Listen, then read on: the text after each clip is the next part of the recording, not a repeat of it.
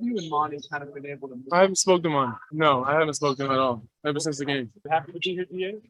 Yeah, I'm alright. I'm alright. I'm alright. Are you happy to be here, DA? Yeah, I'm alright. When you ask your significant other that question, when you ask them point blank, are you happy in the relationship you're currently in with me? And they respond, I'm alright.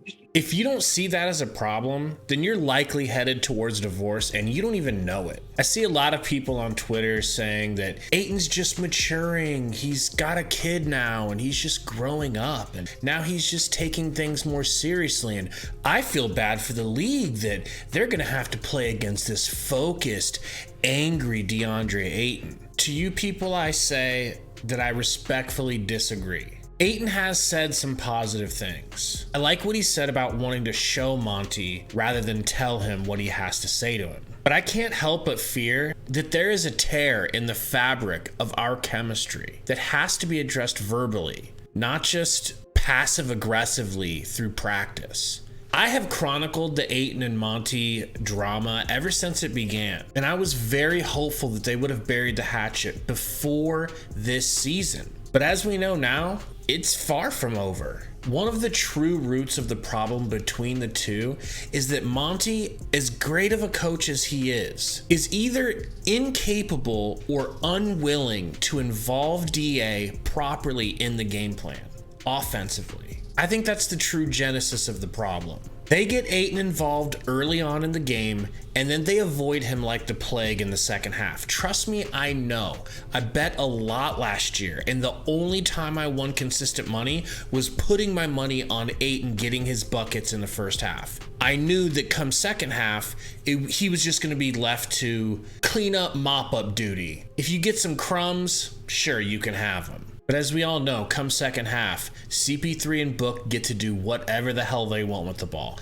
Any shot their heart desires is free for the taking, and DA often gets disinterested towards the end of the game after honestly dominating a lot of the first halves. We all know it didn't matter if he had 25 points at halftime. He was not going to break 32 points, and that's on coaching.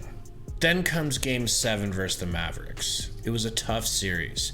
We had already just dealt with a tough series for the Pelicans. And now the Mavs push us to 7 and all hell breaks loose. We get our backs broken in broad daylight. Ayton plays poorly, uninspired. I remember he was completely uninterested. But to be fair, the rest of the team pretty much played the same way. I mean, Chris Paul before the game was quoted as saying something along the lines of, well, you know, I've got other things bigger than basketball in my life, so. And then we're down like 70 points, and Monty wants to ask Ayton if he wants to go back in the game. Now, by the letter of the law, I would have liked Ayton to have said, yes, sir, let me go in there and be a good soldier. But he didn't. He said, nope. Which led to, according to Lil Wayne, who was sitting in earshot of the bench, Monty looked at Ayton in the huddle and said, you quit on us. I fail to see how them not having hashed that out since Game 7, all it takes is a phone call. Somebody on Twitter made a really funny point. They said, this is the same guy, Monty, who rushes into the Bucks locker room after they beat us in the finals and can't wait to have a speech to Giannis and talk to all of them, but he can't take the time to make a phone call to DA to clear up the fact that he told him he was a quitter and that he quit on the team. Do you think I want to have this take? Do you think that it's earning me anything but headaches from people online? To be the Suns guy who's out here talking negatively and pointing out that there's a problem. I know everybody just wants to drink Kool-Aid, but we've got problems. When you add up Monty and Ayton's drama with the fact that Crowder's holding out, which is killing our negotiating power when it comes to moving him, and the fact that we got caught in 4K trying to trade away half of our team for KD. Our world-class team chemistry is gone now. And that might have been our best attribute the last couple of years. The way this team played for each other and played for Monty. We have egos clashing now. I never played anywhere near at the level that they are, but I've been on good teams, great teams that had egos clash.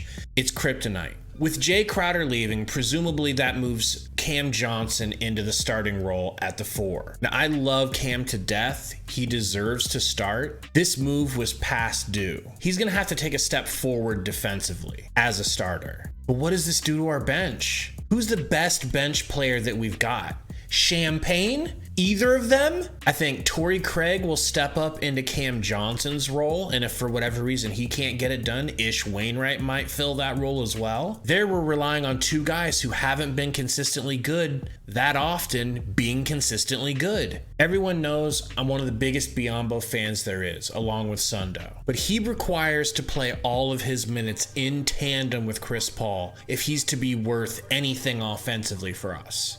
It's crazy the difference between him with Chris Paul and without. Dario is coming back. He's an X factor. But once again, should we be relying on a player who was injured out all last year to come back and be the savior of our bench? Does that feel safe to you?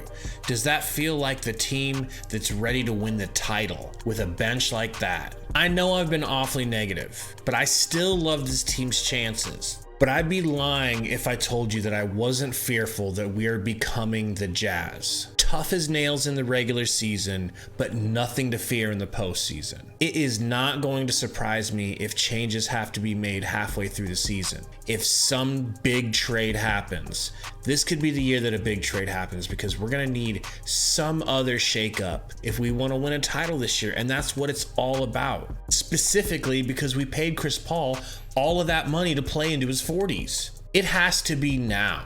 Tell me why you think I'm right or wrong in the comments. Can't wait to see you all for the live stream Sunday. Preseason is here. Go Suns.